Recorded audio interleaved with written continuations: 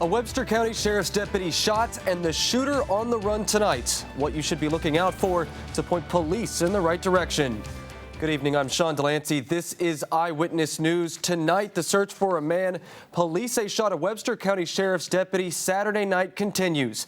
It happened during a traffic stop in the field near Meadow Ford Road outside of Cohen in Webster County. The suspect took off in his car and the deputy pursued him to the Tioga area of Nicholas County before he pulled off to check his injuries.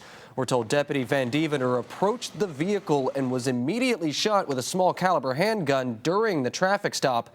The deputy returned fire. He was hit during the exchange but was not hurt because he was wearing a bulletproof vest. The suspect took off in his car. State police are looking into several leads but have not yet found the suspect. Eyewitness News reporter Kaylee Gunderson talked with officers who responded to the shooting and joins us now live in the studio. Now, if you ever wanted to play hockey but you've been held back by some type of physical disability, a free program new to South Charleston could help you get out on the ice. It's called sled hockey, and it works just about the same way you'd think it would. The game has all the same rules as regular hockey, but all of the players sit on sleds and propel themselves with picks that double as your hockey stick. Team Thunder coach Emily Sheets says they're trying to build a full team to compete in the area. The program is geared towards physically disabled veterans, but any person with physical disabilities can try sled hockey for free Monday, May 1st and Monday, June 19th at the Charleston Memorial Ice Arena. Now, Bogey's Driving Range in St. Albans held their grand opening yesterday.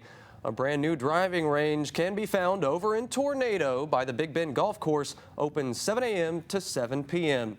The owners say they would like for not just golfers, but their friends and family to come hang out for not just the golf, but also traditional barbecue food. The owners say running the range has been their dream job. Annual memberships run from April to April, and the range will soon feature nighttime golf and galaxy golf.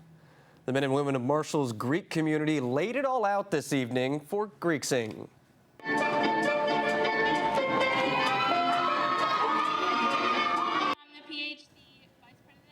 All of the fraternities and sororities on campus each put together a dance or sketch to bring home the #1 spot in their categories. Many groups prepared their dance for weeks in advance. It's not just competition, though. Greek Sing drives can donations for the Huntington Facing Hunger Food Bank.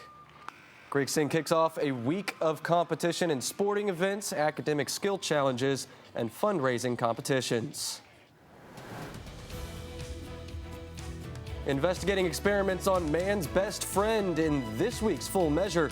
A member of Congress opens investigation into dog experiments and whether taxpayer money is funding them. We've seen a couple of acts in this city now in the last few months involving social media, and it just disgusts me.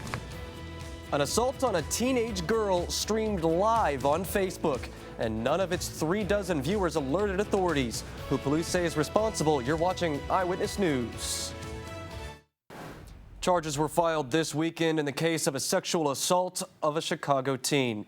The attack streamed live on Facebook, and the 40 people who watched did not call authorities.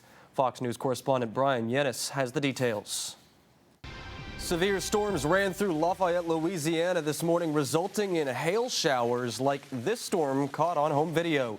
The pea-sized stones came down heavily in this family's backyard, but in other areas, hail was roughly the size of $50, damaging cars and homes. Cleanup is just beginning in Columbia following deadly mudslides and hundreds of homes destroyed yesterday. In southern Columbia, people who lost everything are digging frantically through the rubble, hoping to find their relatives and friends. The military says at least 254 people were killed in mudslides Saturday. Hundreds more are missing or injured. Some families escaped at the last minute before their homes were destroyed. The Colombian president visited the area Saturday.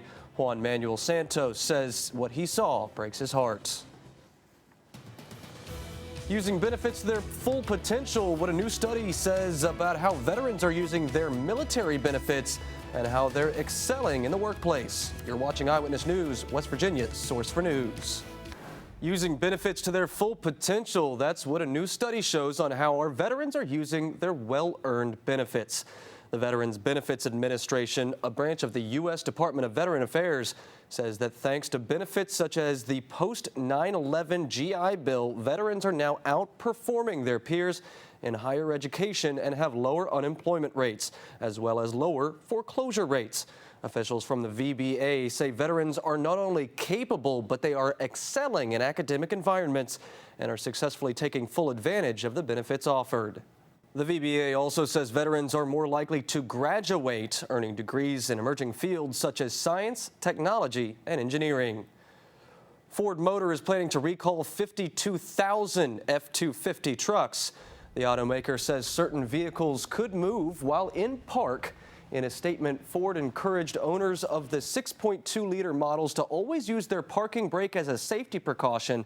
Ford says so far it has not received any reports of injuries or accidents because of the defect. The recall includes trucks built at a Kentucky plant beginning in October 2015. Ford says the fix will be free. In health news tonight, many Americans think the warnings on cigarette packs need to be bigger.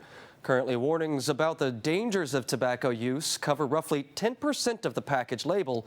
Researchers from a cancer center in North Carolina found both smokers and non-smokers think those warnings should cover as much as 75% of the package. The team surveyed just over 5,000 U.S. adults.